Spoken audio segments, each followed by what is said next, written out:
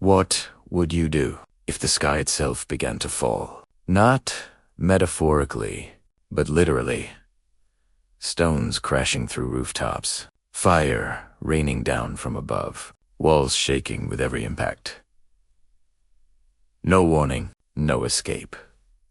Just the sound of something coming for you. Before modern bunkers, before reinforced concrete, before air raid siren survival in war depended on something far simpler, you went underground. And you hoped. It would old welcome to History Ledger, where we explore the quiet, often forgotten realities of human survival, hidden beneath the surface of history. Tonight, we descend into a world rarely seen from cramped medieval cellars. 2 entire cities carved beneath the earth, to a time when even the ground itself began to shake. This is the story of how ordinary people survived bombardment before bunkers ever existed. The town is quiet. A narrow street, stone houses pressed close together, the smell of wood smoke drifting through the air. Below the homes, hidden beneath worn wooden floors, are small, dark spaces carved into earth and stone. Cellars. They were never meant for war. They were meant for grain, for wine, for survival through winter. But now, they are the only place left to hide. The first sound is distant. A deep, rhythmic thud, followed by a whistle cutting through the sky. Then dash impact. Stone shatters. Wood splinters. A roof collapses somewhere beyond the walls. The siege has begun. In medieval Europe, war did not arrive all at once. It surrounded you, cut you off, starved you. During conflicts like the 100 Years' War, entire cities were trapped for months. Sometimes years. Food ran out, water became precious, and the sky itself became a weapon. CJ engines stood beyond the walls, towering wooden machines, trebuchets, mangonels, built not for speed, but for destruction. They hurled stones heavier than a man, barrels of burning pitch. Even disease, there was no warning system. No sirens, only the sound of something falling and the hope that it would not land on you. So, people went down. Into the cellars. Families gathered in darkness. Mothers clutching children. Men listening for every tremor above. The air was cold. Damp, heavy with the smell of soil and fear. A single candle flickered. Each impact from above sent dust drifting from the tiny grains of earth, falling like silent warnings. No one spoke loudly, because above them, their world was breaking apart. These cellars were never designed to save lives. Most were shallow, crude, dug for storage, not safety, but they offered something precious, a layer of earth, a barrier, however thin, between flesh and falling stone. During the siege of Orleans, civilians hid wherever they could: church creeps, monastery, basements, wine storage chambers beneath narrow streets. Some buildings, made of thicker stone, became refuges. But even they were not safe, because medieval bombardment was unpredictable. A single strike could collapse an entire structure. And when it did, the cellar became a tomb. Above ground, chaos ruled. Fires spread quickly through wooden roofs. Smoke filled the streets.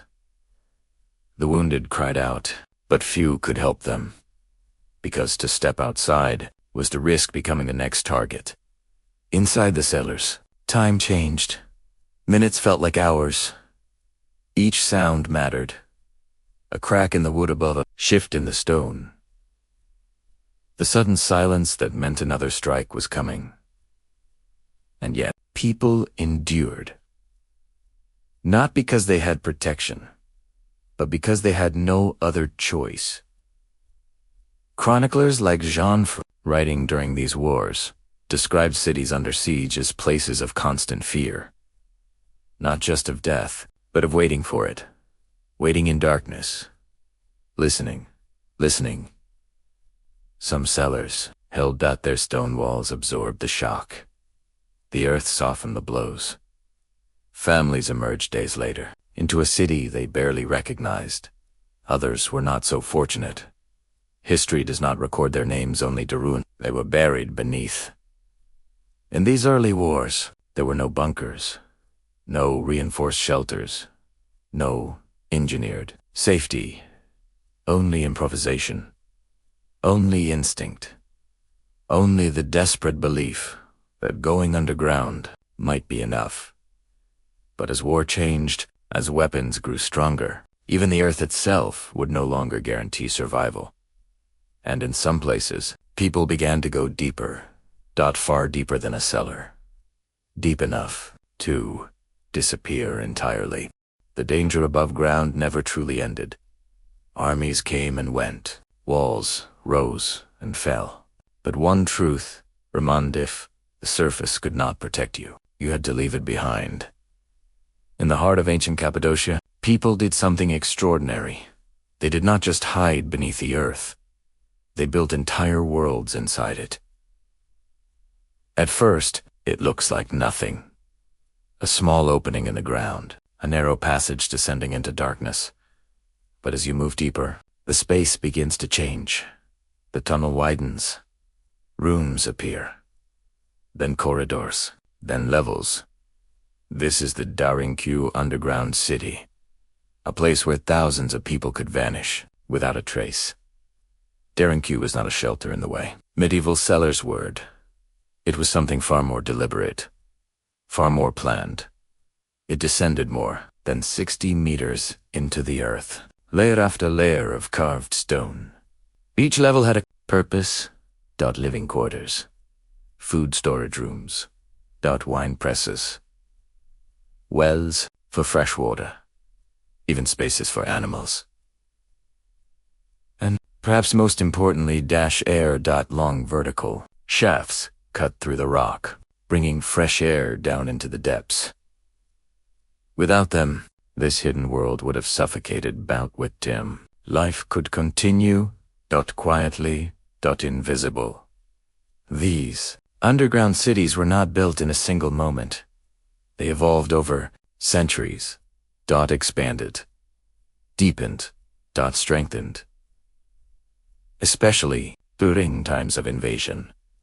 Historians believe that during periods of conflict, including raids during the Byzantine era, entire communities would retreat underground. Not for hours, not for days, but sometimes 4 weeks. Imagine it, an entire town disappearing overnight. Homes abandoned, streets empty, fires extinguished, and beneath it all, life continuing in silence. The entrances were carefully concealed, and once inside, they could be sealed. Massive circular stone doors, carved from the very rock itself, could be rolled into place, blocking narrow tunnels, turning passageways into dead ends. Imbader, unfamiliar with the layout, it became a maze, a trap. Above ground, soldiers might search for survivors, but they would find nothing. No movement, no sound, only stillness. Because below them, thousands of people waited. In darkness, in patience. But survival underground came with a cost. There was no sunlight, no sense of time. Only the rhythm of breath and the flicker of oil lamps against stone walls. Children grew restless. The air, though breathable, was heavy. Every sound echoed. Every whisper carried. And yet, there was safety. No falling stones. No burning roofs. No sudden death from the sky. Here, deep beneath the earth, war felt distant, muted, almost unreal. But it was never gone. Because to survive, they would eventually have to return. When the danger passed, the stone doors were rolled aside, the tunnels reopened, and slowly, carefully, people emerged into a world that had changed. Fields burned, homes looted. Silence, where life once was, and so they rebuilt. knowing that one day they might have to disappear again. Archaeological studies of places like Derinkuyu and nearby Kamakwak revealed just how advanced these underground systems were. They were not panic shelters. They were engineered for survival, designed with foresight, dot with understanding, with the acceptance that war was not temporary. In these hidden cities, humanity adapted, not by fighting harder, but by vanishing. But even this solution had its limits because war itself was changing. New weapons were emerging, louder, stronger, capable of breaking not just walls, but the ground beneath them. And soon, even the deepest shelters would begin to feel the of war. The age of gunpowder was coming, and with it, a new kind of. For centuries, stone had been enough. Thick walls, deep cellars, hidden cities beneath the earth. They had protected people from arrows, from fire, from falling stone. But now the ground itself began to tremble. A new sound entered the battlefield. Not the creak of wood, or the whistle of falling, but a sudden violent explosion, gunpowder. By the 15th century, warfare was changing. Cannons appeared on the horizon, heavy, slow, unforgiving. And for the first time, walls that had stood for generations began to fail. A single cannonball could do what hours of bombardment once could not. Stone cracked, towers collapsed, and the illusion of safety started to break. During conflicts like the Great Siege of Malta, the sky did not just fall. It exploded. Day after day, cannon fire pounded the defenses. Not once, not twice, but thousands of times. Inside the fortified cities, people still went underground, but now it felt different. The impact did not just strike above them. It traveled through the ground, through the walls, into their bones. Underground chambers shook with every blast. Dust fell from ceilings. Cracks formed where none had been before. For the first time, even the earth felt fragile. The old shelters, cellars, crypts, storage rooms were no longer enough. So people adapted. Again, engineers began to rethink survival. Not just hiding, but designing. Fortresses evolved into new shapes. Low, angled, reinforced. These were the star forts of the early modern world. Built not to resist impact, but to absorb it. Their thick earthen walls could withstand cannon fire better than vertical stone. Their angled bastions reduced damage, and inside them, protected spaces were carefully planned. But even then, there was no true safety, because gunpowder changed more than weapons. It changed fear. Before, danger came in intervals. A stone falling, a fire spreading, moments of chaos separated by silence. Now, destruction was constant, relentless, predictable only in its. Civilians learned to live between explosions, to measure time, not by the sun, but by the rhythm of cannon fire. Boom. Silence. Boom. Each pause, a fragile gift. Some dug deeper chambers. Others reinforced ceilings with timber and earth. Tunnels were carved, connecting buildings, allowing movement without exposure. But nothing could fully block the force of gunpowder. At Malta, at Vienna, across Europe and beyond, the underground became a place not of calm, but of waiting under pressure. The air was thicker. The heavier because now, even survival felt temporary. And yet, people endured. They always did. Not because they had mastered war, but because they adapted to it. Again and again. From shallow medieval cellars to entire hidden cities beneath the earth, 2 engineered fortresses, designed to resist explosion each generation, learned the same lesson. If the world above becomes too dangerous, you go below. But now, a new question emerged. What happens when even the ground is no longer enough? Because the future of war was not just stronger, it was faster. It would not wait for sieges. It would not surround cities. It would arrive suddenly, from above. And when that day came, humanity would build something new. Not cellars, not hidden cities, but true bunkers. Designed not just to hide, but to survive the unthinkable. Until then, for centuries of war, survival depended on something far simpler. A layer of earth, a ceiling of stone, and the quiet hope that it would hold. For centuries, survival in war was never guaranteed. Not by walls, not by weapons, not even by the earth itself. And yet, people endured.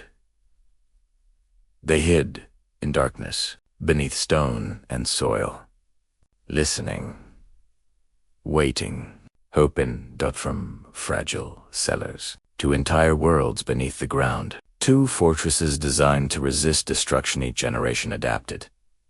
Not because they were safe, but because they had no other choice. But history did not stop here. Because soon, war would no longer come from beyond the walls. It would come from above. Faster, deadlier, unavoidable. And when that happened, humanity would build something new.